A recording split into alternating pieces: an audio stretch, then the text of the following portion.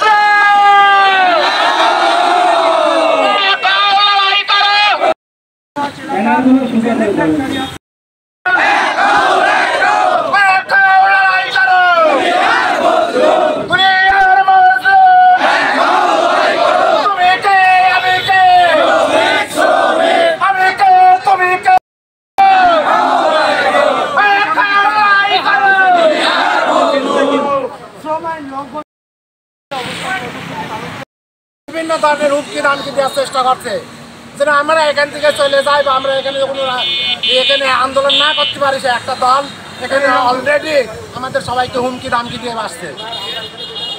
দর্শক যেমনটি শুনছিলেন যে চৌরহাস ছিল